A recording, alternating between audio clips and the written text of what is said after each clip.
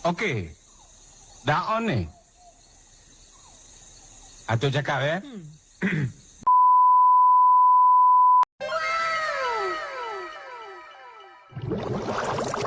Saya Nabila Zara, di sini saya ingin menjelaskan apa yang disebut dengan konflik. Nah, apa sih yang disebut dengan konflik? Konflik bisa didefinisikan sebagai ketidaksesuaian dua orang atau lebih mengenai perbedaan pendapat, tujuan, nilai-nilai, ataupun persepsi masing-masing. Konflik tidak selalu mengenai kekerasan fisik. Orang-orang beranggapan bahwa konflik itu adalah ketidaksepakatan, ketegangan yang verbal secara intens. Kedua, devolusi terhadap pandangan konflik.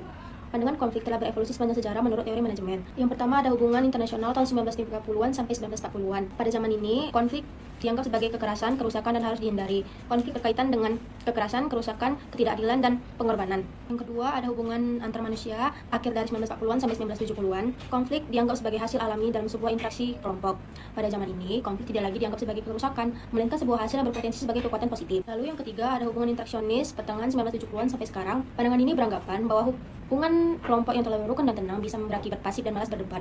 Makanya, dipancing sedikit konflik untuk membuat semua anggota kelompok kreatif, kritis, serta mau berinovasi. Yang ketiga adalah jenis dan level konflik. Yang pertama itu jenis konflik tugas, yaitu ketidaksepakatan tentang isi dan tujuan pekerjaan. Yang kedua adalah konflik hubungan, ketidaksepakatan yang didasarkan interpersonal yang lebih tertuju mengenai masalah pribadi. Yang ketiga ada konflik proses, yaitu ketidaksepakatan bagaimana pekerjaan harus dilakukan, siapa yang melakukan, dan yang bertanggung jawab. Lalu ada level konflik yang pertama, level intrapersonal, yaitu konflik di dalam diri individu. Yang kedua ada interpersonal, adalah konflik antar dua orang individu. Yang ketiga ada intragrup, yaitu konflik di dalam grup dan atau kelompok. Lalu yang keempat dan yang terakhir adalah intergrup, adalah konflik antara grup dan kelompok.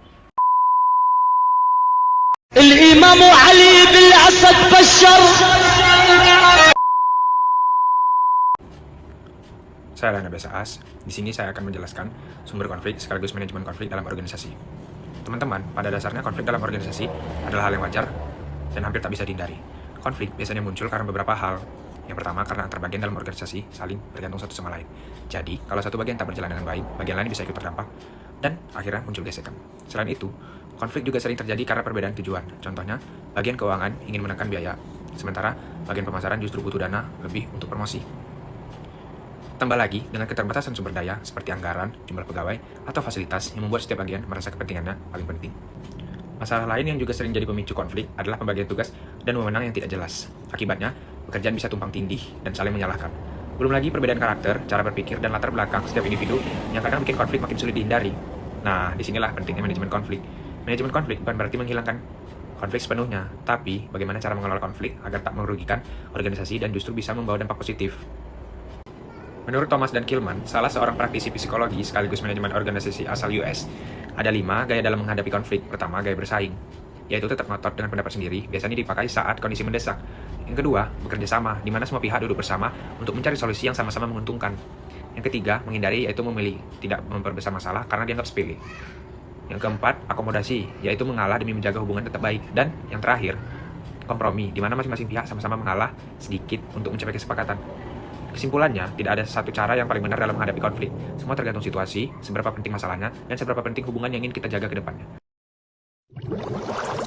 We walk the talk, not only talk the talk. Saya Niswatun Nasro ingin menjelaskan tentang definisi dan peran negosiasi.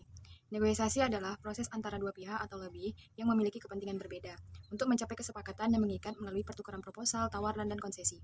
Dalam manajemen konflik, negosiasi berfungsi sebagai mekanisme formal untuk menerapkan penanganan konflik secara kolaborasi dan kompromi. Konsep penting dalam negosiasi adalah BATNA. BATNA adalah yaitu alternatif terbaik jika negosiasi gagal, yang menentukan kuat atau lemahnya posisi seseorang dalam negosiasi. Dua pendekatan utama negosiasi. Yang pertama yaitu negosiasi distributif, yaitu berfokus pada pembagian nilai dari sumber yang terbatas atau tetap. Sifatnya kompetitif, di mana keuntungan satu pihak menjadi kerugian pihak lain. Motivasi utama adalah kepentingan diri sendiri, sehingga informasi penting seperti BATNA biasanya dirahasiakan. Contohnya adalah tawar-menawar, harga dalam transaksi satu isu seperti jual mobil bekas. Yang kedua yaitu negosiasi integratif, yaitu berfokus pada penciptaan dan pembagian nilai, dengan tujuan memperluas kue agar kedua pihak sama-sama diuntungkan. Sifatnya kolaboratif dan bertujuan membangun hubungan jangka panjang. Dalam negosiasi ini, pihak-pihak saling berbagi informasi mengenai kepentingan di balik tuntutan untuk menemukan solusi kreatif yang saling menguntungkan. A few moments later.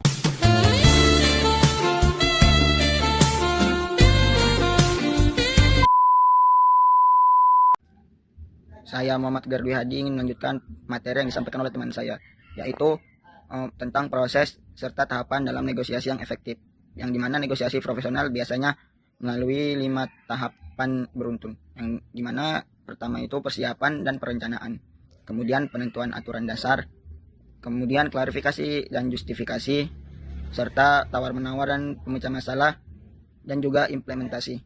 Dalam 5 ini adalah kunci keberhasilan negosiasi, dan ada pun beberapa faktor yang mempengaruhi kunci keberhasilan negosiasi, terutama dalam konteks resolusi konflik yang meliputi keterampilan, kecerdasan emosional, kredibilitas, persiapan yang mendalam.